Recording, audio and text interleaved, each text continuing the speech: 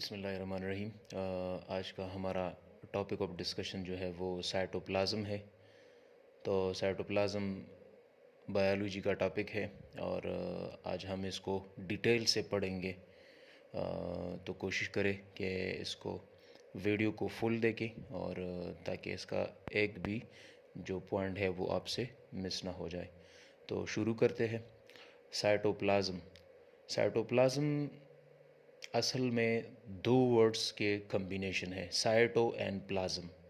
Cytoplasm is a combination of two words, Greek words.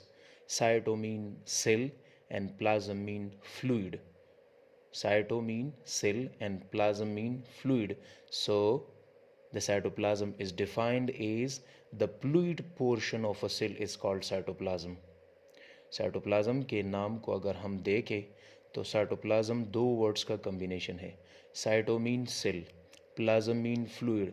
So cytoplasm is defined as the fluid portion of a cell is called cytoplasm. या हम इस तरह भी कह सकते हैं कि the fluid which is present inside the cell is called cytoplasm.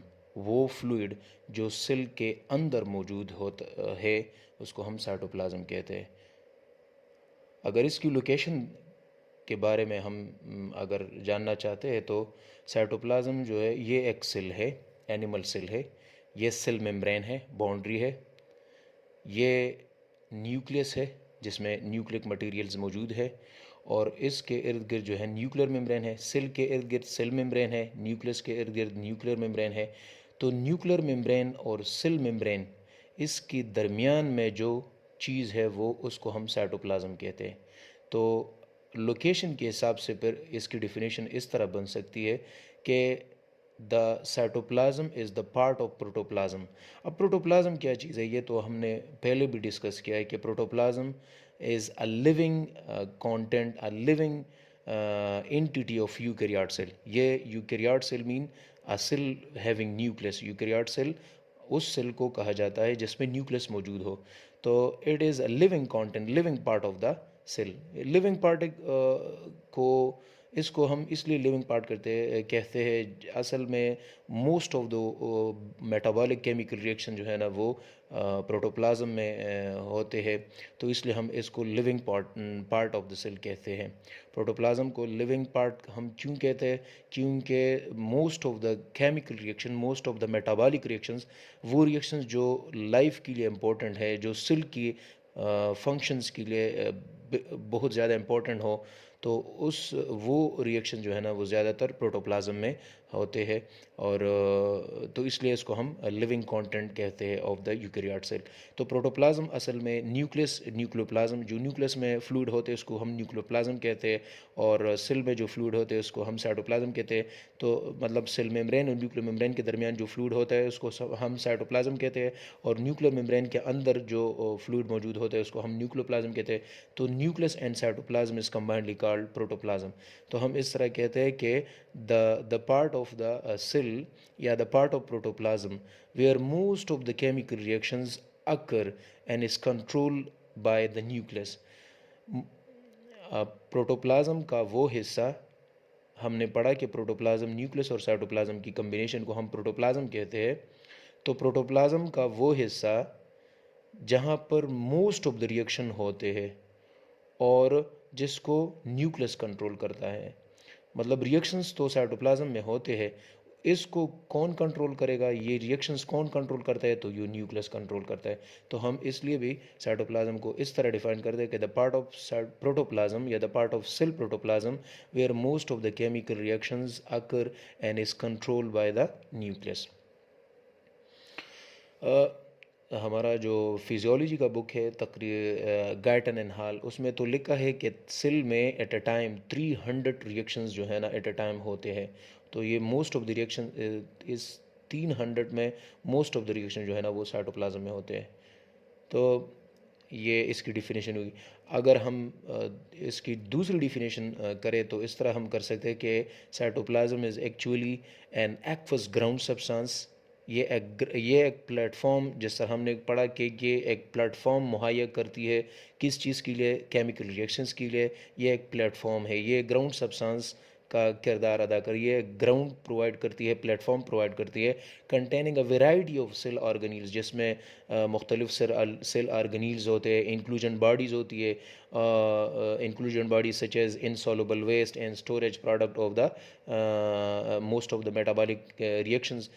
तो इसको हम साइटोप्लाज्म कहते हैं कि cytoplasm is an aqueous ground substance containing a variety of cell organelles and other inclusion bodies such as insoluble waste and storage products is called cytoplasm. तो ये तो cytoplasm की डिफिनीशन हो गई। अब साइटोप्लाज्म का टर्म जो है ये first time Rudolf von Kolliker ने दिया था in 1863. The term cytoplasm was given by a scientist named Rudolf von Kolliker. उन्होंने साइटोप्लाज्म का नाम दिया, जो कि बिल्कुल प्रोटोप्लाज्म का सिनोनिम था, लेकिन प्रोटोप्लाज्म में तो न्यूक्लियस का पार्ट भी आता है, तो हम कहते हैं कि साइटोप्लाज्म, लेकिन ये फिर क्लियर हो गया कि नहीं, साइटोप्लाज्म जो है ना ये न्यूक्लियोप्लाज्म से जुदा है। तो पहले तो साइटोप्लाज्म और प्रोटोप्लाज्म को एक ही माना जाता था कि ये दोनों एक टर्म है, लेकिन बाद में साइंटिस्ट ने ये वेरीफाई किया कि नहीं, साइटोप्लाज्म न्यूक्लियस से बाहर के जो फ्लूइड मौजूद होता है उसको हम साइटोप्लाज्म कहते हैं। अब अगर साइटोप्लाज्म के ऑफनली अगर साइटोप्लाज्म के हम डिवीज़न करें तो साइटोप्लाज्म को हम 3 कंसेंट्रिक जोन्स, ये साइटोप्लाज्म है तो इसको हम सेंट्रिपीन सर्कल में डिवाइड करते हैं, 3 कंसेंट्रिक जोन्स में डिवाइड करते हैं साइटोप्लाज्म को।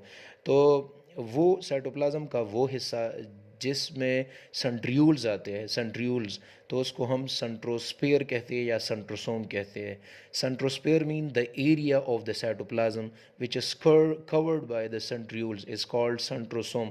और ये सेंट्रोसोम या सेंट्रोस्फेयर ये न्यूक्लियस के करीब होता है। सेंट्रोस्फेयर या सेंट्रोसोम ये न्यूक्लियस के करीब होता है, इसी एरिया को हम सेंट्रोसोम कहते हैं। सेंट्रोसोम को हम सेंट्रोस्फेयर भी कहते हैं, और सेंट्रोस्फेयर या सेंट्रोसोम वो एरिया है जो न्यूक्लियस के करीब होता है और इसमें सेंट्रियूल्स पाए जाते हैं। तो centrosome is an area, it is also called centrosphere, it is close to the nucleus and containing centrioles. Cytoplasm को हम 3 कंसेंट्रिक जोन्स को में डिवाइड करते हैं। पहले को हम सेंट्रोसोम कहते हैं, सेंट्रोसोम को हम सेंट्रोस्फेयर भी कहते हैं। सेंट्रोस्फेयर वो जगह होती है साइटोप्लाज्म में जो न्यूक्लियस के करीब होता है, जहाँ पर सेंट्रियूल्स मौजूद होते हैं। इसके इर्द गिर्द, इस सेंट्रोस्फेयर से इर्द गिर्द साइटोप्लाज्म का वो पार्ट जो सेंट्रोस्फेयर के इर्द गिर्द मौजूद है, जो सेंट्रोस्फेयर के नज़दीक होता है, उसको हम फिर एंडोप्लाज्म कहते हैं। और फिर एंडोप्लाज्म के इर्द गिर्द जो करीब होता है, जो कि सेल मेम्ब्रेन के नज़दीक होता है, सेंट्रोस्फेयर न्यूक्लियस के करीब होता है, फिर इसके इर्द गिर्द जो पार्ट होती है साइटोप्लाज्म की उसको हम एंडोप्लाज्म कहती है। और फिर जो एंडोप्लाज्म से ऊपर सेल मेम्ब्रेन की नीचे, बिल्कुल सेल मेम्ब्रेन की नज़दीक, इसको हम फिर एक्टोप्लाज्म कहते हैं। सही है। तो सेंट्रोस्फेयर या सेंट्रोसोम साइटोप्लाज्म का वो कंसेंट्रिक जोन है जो न्यूक्लियस के करीब है, फिर इसके इर्द गिर्द जो है ना एंडोप्लाज्म है, और फिर जो आउटर मोस्ट पार्ट जो है ना वो एक्टोप्लाज्म है जो कि सेल मेम्ब्रेन के करीब होता है। तो सेंट्रोसोम न्यूक्लियर मेम्ब्रेन के करीब होता है और एक्टोप्लाज्म जो है ये सेल मेम्ब्रेन के करीब होता है। फिर एंडोप्लाज्म, ये सेंट्रोसोम का तो हमने पढ़ा, फिर एंडोप्लाज्म की बारी आती है। तो endoplasm is the zone which is surrounded by the centrosome, हमने पढ़ा भी कि एंडोप्लाज्म वो साइटोप्लाज्म का वो जोन है जो कि सेंट्रोसोम के इर्द गिर्द मौजूद होता है। और इसमें क्या होती है, इसमें most of the organelles and inclusion bodies जो होती है, ये इंक्लूजन बॉडी जो है ना ये मोस्टली वेस्ट प्रोडक्ट होती है या रॉ मटेरियल जो फूड मटेरियल्स होते हैं, जैसे कि प्रोटीन्स हो गए, लिपिड्स हो गए, ग्लाइकोजन होगी, इसके अलावा जो और मटेरियल्स होते हैं, वेस्ट प्रोडक्ट और मेटाबॉलिक वेस्ट प्रोडक्ट जो होते हैं, ये जो है ना इंक्लूजन बॉडीज़ में आती है। और ऑर्गेनील्स जो हम डिटेल में फिर पढ़ेंगे भी, लेकिन माइटोकॉन्ड्रिया, गोल्गी ऑपरेटस, ये सब कुछ जो है ना ये एंडोप्लाज्म में थे। Inclusion bodies and organelles, it is a part of endoplasm. अब जो है ना आते हैं ectoplasm. So ectoplasm is the peripheral, it is that part of या it is that zone of the cytoplasm which is present near to the cell membrane. ये cell membrane के करीब होता है, beneath the cell membrane, cell membrane की नीचे होता है, और इस पार्ट को, द साइटोप्लाज्म के इस पार्ट को हम एक्टोप्लाज्म कहते हैं। Furtherly cytoplasm constituent can be divide into 4 main groups. अब साइटोप्लाज्म को अगर केमिकल कंपोजिशन, इसकी कंपोजिशन के बारे में अगर हम उसको देख ले और उसकी बिना पर हम साइटोप्लाज्म को 4 ग्रुप्स में, मेन ग्रुप्स में डिवाइड करते हैं। तो इसके कंस्टिट्यूएंट को, इसके साइटोप्लाज्म जो केमिकल कंपोजिशन इसकी है, जिस चीज़ से साइटोप्लाज्म बनी हुई है, जो जिस पर साइटोप्लाज्म मुश्तमिल है, उसको हमने 4 मेन ग्रुप्स को में डिवाइड किया है। तो एक है साइटोसोल, दूसरी है ऑर्गेनील्स या ऑर्गेनिलीज, एंड तीसरा जो है ना इंक्लूजन बॉडीज़, एंड चौथा जो है ना वो साइटोस्केलेटन है। तो साइटोसोल पे आते हैं कि cytosol, cyto mean cell, sol mean solution. तो इस तरह हम कहते हैं कि साइटोप्लाज्म को वो पार्ट जो सॉल्यूशन तैयार करती है उसको हम, या सॉल्यूशन फॉर्म में होती है या सॉल्युबल फॉर्म में होती है, उसको हम साइटोसोल कहते हैं। Cyto mean cell, sol mean solution या soluble form. So the part of cytoplasm which forms a solution या soluble form, that is called cytosol. Cytosol, इसको हम साइटोप्लाज्मिक मैट्रिक्स भी कहते हैं या इसको हम साइटोमैट्रिक्स भी कहते हैं। साइटोसोल भी इसको हम कह सकते हैं, साइटोप्लाज्मिक मैट्रिक्स भी हम कह सकते हैं, या साइटोमैट्रिक्स भी हम कह सकते हैं। तो साइटोसोल इज़ डिफाइन एज, और ये इस जो है ना, असल में अगर हम साइटोसोल को देख ले तो साइटोप्लाज्म, तो इन चारों को हम साइटोप्लाज्म कहते हैं। Cytosol, organelles, inclusions, bodies and cytoskeleton combines to form cytoplasm. अब साइटोप्लाज्म से अगर हम ऑर्गेनील्स भी हटा दें, इंक्लूजन बॉडी भी हटा दें और साइटोस्केलेटन भी हटा दें, तो जो चीज़ रहती है उसको हम फिर साइटोप्लाज्म, साइटोसोल कहते हैं।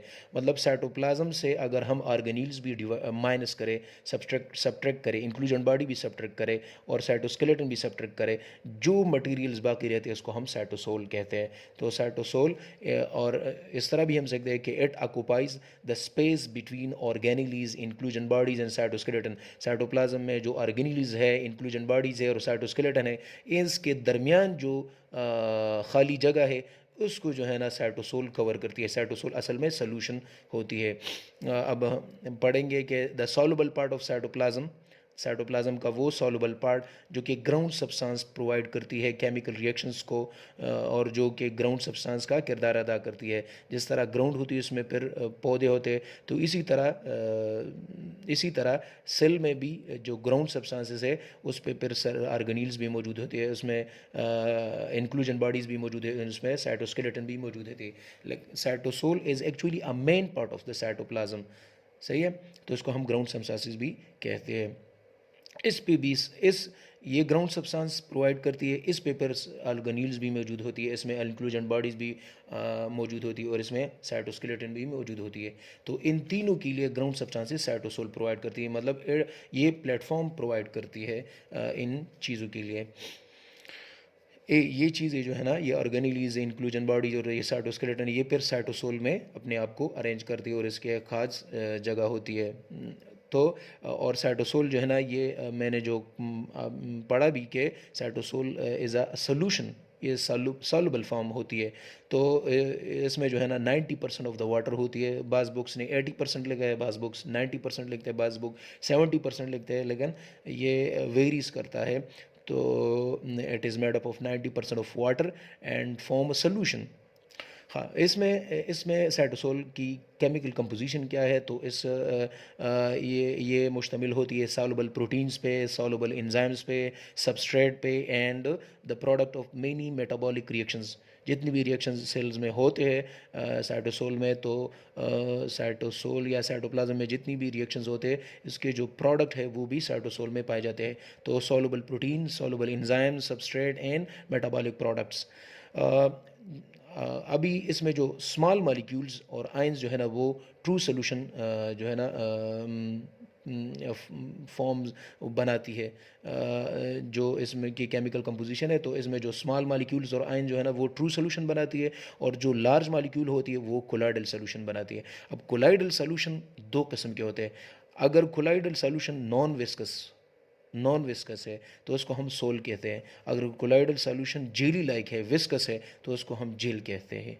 अब जो एक्टोप्लाज्म और एंडोप्लाज्म की बात हमने की, तो जो एक्टोप्लाज्म है जो सेल मेम्ब्रेन के नज़दीक है, जो सेल मेम्ब्रेन के बीनीथ है, सेल मेम्ब्रेन के पेरिफेरीज में आता है, तो इसको हम एक्टोप्लाज्म कहते हैं। और तो मोस्टली जो साइटोप्लाज्म का एक्टोप्लाज्म है वो जेल लाइक है, और जो एंडोप्लाज्म है वो सोल लाइक है। Sol is a non viscous, mean it is a true it is a non viscous, mean it is very thin, और ये नॉन विस्कस होती है, इसको हम सोल कहते हैं। और ये inner region of the cytoplasm mean endoplasm. अगर हम एक्टोप्लाज्म और एंडोप्लाज्म में फ़र्क करें तो एक्टोप्लाज्म जेली लाइक, ये थोड़ा विस्कस होता है, और इसको हम एक्टोप्लाज्म कहते हैं। और ये और एंडोप्लाज्म जो है ना वो नॉन विस्कस होता है, वो थिन होता है, वो इतना गाढ़ा नहीं होता, तो उसको हम सोल कहते हैं। साइटोसोल की अगर cytosol the site of certain metabolic activities, जिस तरह हमने पढ़ा कि साइटोसोल में जो साइटोप्लाज्म का वो हिस्सा है साइटोसोल जिसमें मुख्तलिफ रिएक्शंस होते हैं। जिस तरह हमने पढ़ा कि साइटोप्लाज्म में मुख्तलिफ केमिकल रिएक्शन होते हैं, तो असल में वो साइटोसोल में होते हैं। जिस तरह ग्लाइकोलिसिस टाइप ऑफ रिएक्शन है जिसमें ग्लूकोज की ब्रेकडाउन होती है। Glycolysis mean the splitting of glucose. अगर साइटोसोल की डिफिनीशन हम इस तरह भी कर सकते हैं कि जो ये चार चीज़ें जो है ना ये साइटोप्लाज्म बनाती है। अब अगर साइटोप्लाज्म से ये ऑर्गेनील्स भी हटा दे, इंक्लूजन बॉडीज़ भी हटा दे, साइटोस्केलेटन भी हटा दे, तो बाकी रहता है बाकी जो चीज़ रहती है उसको हम साइटोसोल कहते हैं। तो cytoplasm from which we subtracted organelles, inclusion body, cytoskeleton, so the remaining portion is called cytosol, which contains 90% of water, which forms a true solution for the many metabolic activities, which is made up of soluble proteins, soluble enzymes, and ions molecules, etc.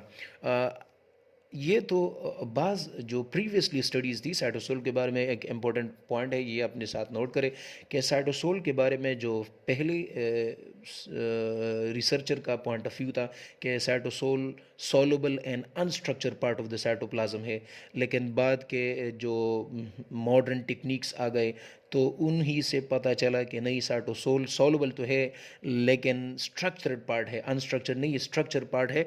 और ये जो है ना माइक्रोट्रेबिकुलर latus बनाती है। और माइक्रोट्रेबिकुलर latus जो है ना ये सेल में जितने ऑर्गेनील्स है और जो मतलब और अदर चीज़ें है ऑर्गेनील्स की रिपोजिशनिंग, जिस तरह हमने पढ़ा कि सेल में जो है ना माइटोकॉन्ड्रिया इस तरफ होता है, गोल्गी बॉडी इस तरफ होता है, और वैक्यूल होते हैं, सेंट्रियोल्स एक्सेट्रा। तो इनकी एक ख़ास पोजीशनिंग होती है। तो ये ख़ास पोजीशनिंग जो है सेल में हर ऑर्गेनील का एक ख़ास जगह होती है। तो ये अपने ख़ास जगह पर किस की वजह से ये अपनी अपनी अपनी अपनी जगह पर मौजूद होते हैं। तो साइंटिस्ट का ये मानना है, जो रीसेंट स्टडीज़ है, कि cytosol is soluble but not, पहले तो कहता है कि अनस्ट्रक्चर, लेकिन अभी कहता है कि सॉल्युबल है लेकिन स्ट्रक्चर में बहुत अहम किरदार अदा करती है, और ये माइक्रोट्यूब्यूलर लेटर्स बनाती है। और यही माइक्रोट्यूब्यूलर लेटर्स जो है, लेटेक्स जो है, ये असल में माइक्रोट्यूब्यूलर लेटर्स जो है ना ये असल में ऑर्गेनील्स की पोजीशनिंग करती है।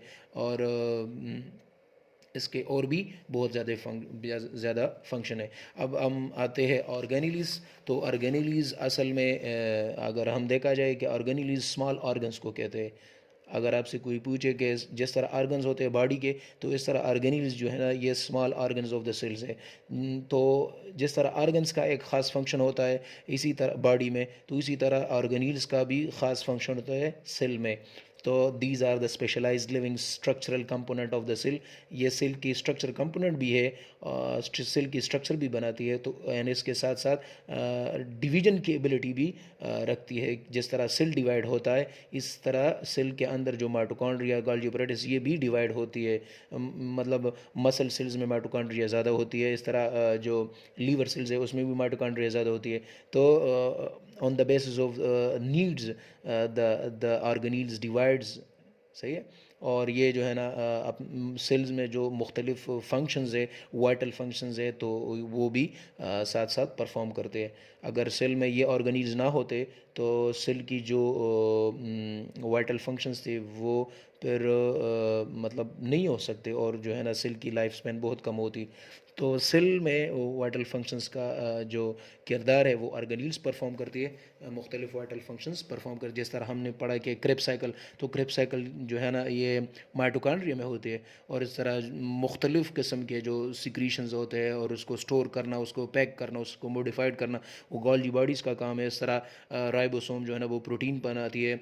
तो हर चीज़ का, हर ऑर्गेनील का अपना अपना अपना अपना फंक्शन होता है। जिस तरह लाइसोसोम में लाइसोजाइम एंजाइम्स है, और जिस तरह परऑक्सीसोम में परऑक्सीडेज एंजाइम है, और वो हाइड्रोजन परऑक्साइड को ब्रेक डाउन करता है और उसकी टॉक्सिसिटी को रिड्यूस करता है। तो ये सब कुछ हर एक आर्गन का अपना अपना फंक्शन होता है। तो इसलिए सेल में मुख्तलिफ ऑर्गेनील्स होते हैं जो वाइटल फंक्शंस जो है ना परफॉर्म करते हैं। जिस तरह मुख्तलिफ ऑर्गेनील्स है, जिस तरह mitochondria, Golgi apparatus, ribosomes, endoplasmic reticulum, lysosome, microbodies. अब माइक्रोबॉडीज़ स्मॉल बॉडीज़ होती है, जिस तरह लाइसोसोम, परऑक्सीसोम, ग्लाइक्सोसोम, ये माइक्रोबॉडीज़ में फिर आते हैं, और सेंट्रियोल्स हैं। इसके बाद जो तीसरा पोर्शन है साइटोप्लाज्म का, वो है साइटोप्लाज्मिक इंक्लूजन। हमने पढ़ा कि इंक्लूजन किस चीज़ को कहते हैं। Inclusions are actually raw food materials such as lipids, glycogen, protein, etc. are store products of the cell metabolic activities such as pigment, crystal, and secretory vesicles are secretory granules. अब pigments क्या चीज़ है? तो pigments वो substance है जो जिसकी अपनी एक नेचुरल कलर होती है, जिसको कलर की ज़रूरत नहीं होती। हम हर चीज़ का जो है ना, इस तरह हमारे सेल्स में एक मुख्तलिफ सेलुलर कंपाउंड्स होती है जिसकी अपनी कलर नहीं होती, तो हम उसको स्टैन करते हैं आर्टिफिशियली। लेकिन पिगमेंट्स एक ऐसी सब्सटेंस है जिसकी अपनी नेचुरल कलर होती है, उसको किसी कलर की ज़रूरत नहीं होती, उसको स्टैनिंग की ज़रूरत नहीं होती। अब पिगमेंट जो है ना, ये हमारी बॉडी में मुख्तलिफ पिगमेंट्स पाए जाते हैं ह्यूमन सेल्स में।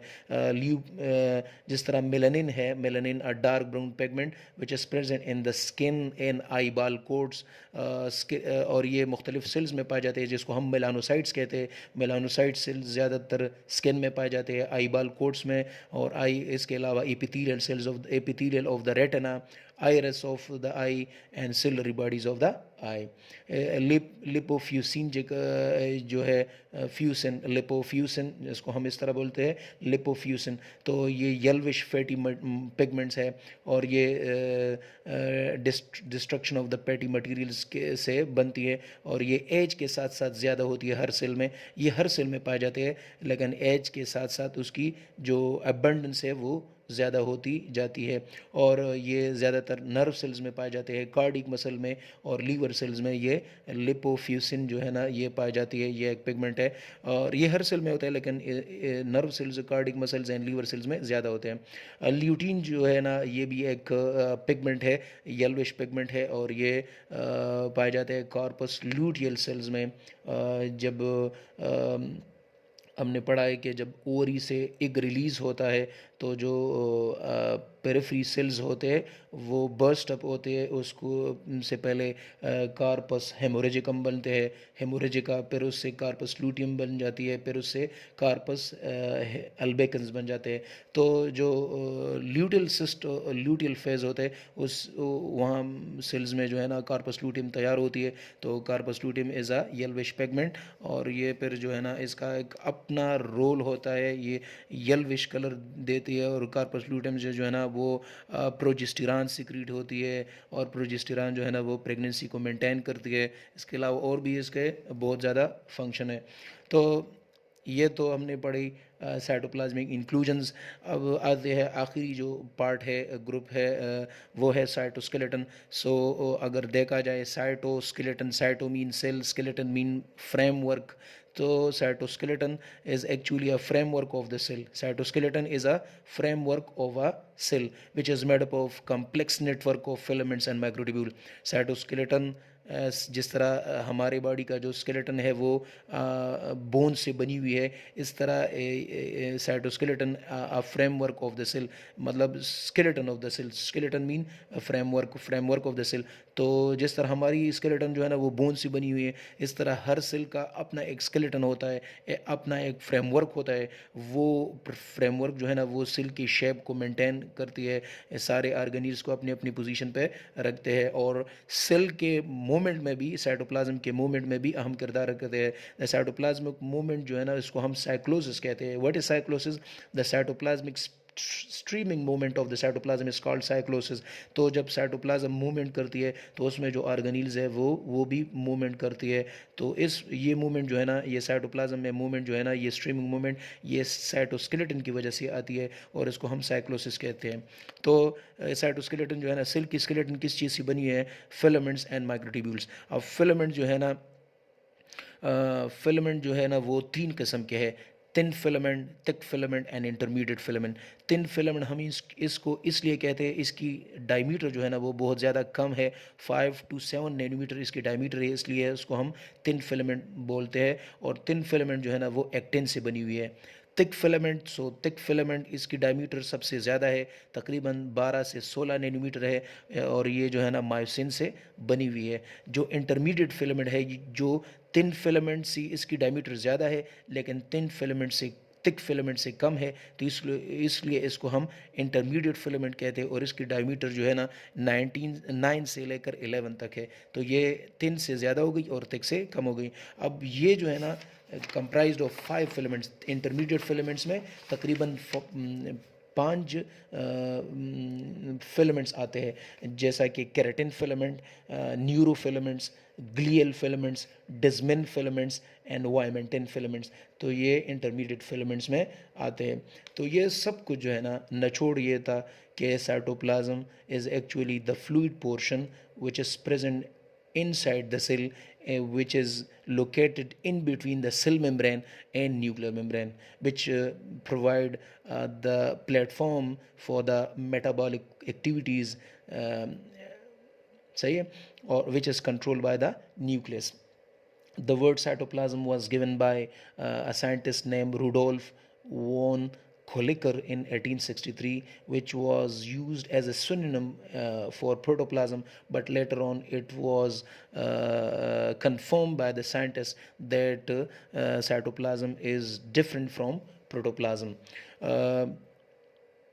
Then the cytoplasm is divided into three concentric zones, such as centrosome, endoplasm, and ectoplasm. Centrosome is the area which is that part of the cytoplasm which is near to the nucleus, which contains centrioles, and it is also called centrosphere. The second portion is the second concentric zone, which is called endoplasm, and it is surrounded over the centrosome.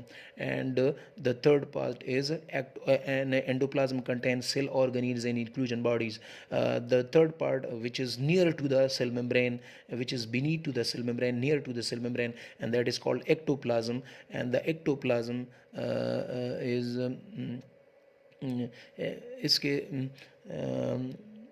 इसके अलावा जो है ना, फिर हम आते हैं इसके जो है ना ग्रुप्स की, के जो साइटोप्लाज्मिक कंस्टिट्यूएंट है उसको हमने for the constituent of the cytoplasm is divide into 4 groups. The first one is cytosol, the second one is organelles, the third one is inclusion bodies, and the fourth one is cytoskeleton. So आते हैं cytosol. Cytosol is a solution which it is that part of cytoplasm which contains solution of the soluble proteins, soluble enzymes, metabolic products, and the ions and soluble enzymes, and it contains 90% water, and it provides a platform, ground substances for the metabolic activities of the cell.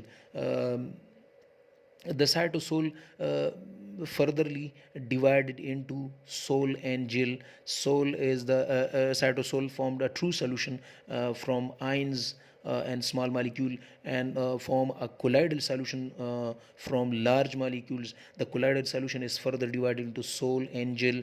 The soul is a non-viscous part, and it is the end, and it is the endoplasm is actually soul, and the mm, the gel part is a viscous part, and a jelly like, and it is the ectoplasm. It is the ectoplasm, yeah. Then the second part is organelles, which perform various important function of the cell, like Krebs cycle, like protein synthesis, like secretions and packing and modification of enzymes, secretions, etc., like degradation of peroxide, hydrogen peroxide, etc. They perform various functions, etc., protein synthesis, etc. And that is mitochondria, Golgi apparatus, endoplasmic reticulum, ribosome, etc. The third part is inclusion bodies. These are the storage products or raw materials, and it is composed of crystals, it is composed of pigments, it is composed of secretory granules. Pigments are of different types, which is present in different cells, like lutein is present in corpus luteal cells, lipofuscin is present in the nerve cell, cardiac muscle, liver cell, etc., and the melanin, which is present in melanocytes of the skin, and ciliary bodies, iris, epithelium of the retina, and eyeball coats, etc. Then later on, the next part is filament, cytoskeleton. Cytoskeleton is the framework of the cell, which is made up of thin filaments and microtubules, which is made up of filaments and microtubules. Filaments is actually filaments are in three forms: thick filament, thin filament, intermediate filament. Thin filament is made up of actin, thick filament is made up of myosin, and the intermediate filament is made up of five and other filaments, that is keratin filament, neurofilament, glial filament, Desmin filament, and vimentin filament. So hope so कि आपको ये cytoplasm का जो lecture है ये आपको आपकी जहन में आ गई होगी, आपको समझ इसकी आ गई होगी. अगर फिर भी कोई मसला है आपको, तो आप काइंडली कमेंट भी करें, और मुझे मैसेज भी कर सकते हैं थ्रू मैसेंजर, और आप कमेंट में भी जो है ना कर सकते हैं मुझसे क्वेश्चन. तो मैं कोशिश करूँगा कि आपकी क्वेश्चन की प्रॉपर एक कंसेप्चुअल जवाब जो है ना मैं आपको दे दूँ, ताकि आपका कंसेप्ट जो है ना वो क्लियर हो जाए साइटोप्लाज्म के हवाले से. तो इसके साथ साथ जो है ना रमज़ान है, तो इसमें आप जो है ना इबादत करें, और इबादत में मतलब नमाज तो हम वैसे ही करते हैं, नवाफिल भी पढ़े, और साथ जो है ना कुरान पाक की तिलावत करे, मस्तून जो तस्बीहात है वो भी पढ़े. तो इंशाल्लाह आपको बहुत ज़्यादा अजर मिलेगी अल्लाह ताला की तरफ से. और हमारी ये वीडियो साथ साथ अपने दोस्तों के साथ शेयर करें, ताकि ज़्यादा स्टूडेंट्स को फ़ायदा मिले. और इसके साथ साथ आप हमारे जो यूट्यूब चैनल है उसको भी सब्सक्राइब करें, और जो हमारी फेसबुक पेज है उसको लाइक करें, शेयर करें, और फॉलो भी करें, अपने दोस्तों के साथ शेयर करें. और नेक्स्ट वीडियो में कोशिश करेंगे कि मैं आपको वन बाय वन जो सेल ऑर्गेनील्स है वो मैं आपको जो है ना समझाऊं. और एक जनरल लेक्चर भी मेरे ख्याल में कि मैं एक जनरल लेक्चर लूँ लिविंग थिंग्स के बारे में, कि हम किस तरह आइडेंटिफाई करें कि लिविंग थिंग्स क्या चीज़ है, उसकी क्या करेक्टरिस्टिक होती है, और कौन सी करेक्टरिस्टिक है जिस पर हम कहें कि लिविंग थिंग्स के लिए डिफ़ाइन करने के लिए ये करेक्टरिस्टिक जो है ना ये बहुत यूनिक है, और इस पे हम लिविंग थिंग्स को डिफ़ाइन कर सकते हैं. तो अगली वीडियो के लिए हमको इजाज़त दे दे. तब तक के लिए अपना ख्याल रखें, और अल्लाह ताला आपको जो है ना ज़्यादा नेमतों से नवाज़े. जज़ाकल्लाह, शुक्रिया, वस्सलाम.